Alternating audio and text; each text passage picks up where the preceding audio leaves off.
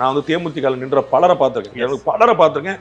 அவங்க வீடு நகையெல்லாம் அடமானம் வச்சுருந்தாங்க. ஏன்னா விஜயகாந்துக்காக அந்த மாற்றத்துக்காக அப்படி தான் வைக்கணும். அப்போ என்ன இது அப்படியே ஒன்றுமே வைக்க வேண்டாம், 1 கோடி ரூபா லாபமாக கிடைக்கும், செய்ய வேண்டியது என்ன விட்ராயல் மட்டும்தான் அப்படின்னா எவ்வளோ பேர் போவாங்கன்னு தெரியாது. திரு விஜயகாந்துக்கே இஃப் ஐம் நாட் ராங் 2006 22 பேர் போனாங்க.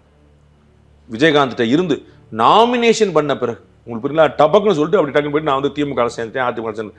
அந்த மாதிரி இவங்க வந்து ரொம்ப அதிகமாக திரு செந்தில் பாலாஜி போன்றவர்கள் வந்து அது ஒருத்தர் சும்மா தெரிஞ்ச பேருங்க சொல்ல மொத்தத்துக்கும் பிடிச்சிட்டு ஒரு கேண்டு கூட இல்லாமல் பண்ணுவாங்க.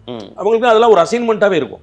அப்போ இது ஒரு பெரிய சேலஞ்ச் அவர் காத்திருக்கு. அவருக்கு வந்து அவருக்கு திரு விஜய் அவர்களை ஒரு உட்டோப்பியன் வேர்ல்டில் வாழ்றவரான்னு நினைக்கல. ஓகே, அதை நம்ம நல்லா புரிஞ்சுக்கணும். அவர் வந்து ஒரு கற்பனை உலகத்தில் மிதக்கிறார் அப்படிலாம் நினைக்கல. அவர் ஒரு நிதர்சனமான ஒரு மனிதராக தான் தெரிகிறார். எனக்கு வந்து எங்கேயுமே எமோஷன் ஆகாத ஒருத்தர், எமோஷனை காட்டாத ஆள் மட்டும் இல்லை, எமோஷன் ஆகாத ஆளாவும் நான் பார்க்குறேன். அப்போ வந்து அவருக்கு இது புரிஞ்சு நான் மாற்றலாங்கிறதான் சொல்லேனே தவிர மாற்றிடுவார்னு உத்தரவாதப்படுத்தல. இன்னைக்கு தேதிக்கு ஒரு செட்பேக் தான். பட் வந்து காலம் வந்து சில விஷயங்களை மாற்றம் நம்ம வந்து ஒன்றும் சொல்ல முடியாது.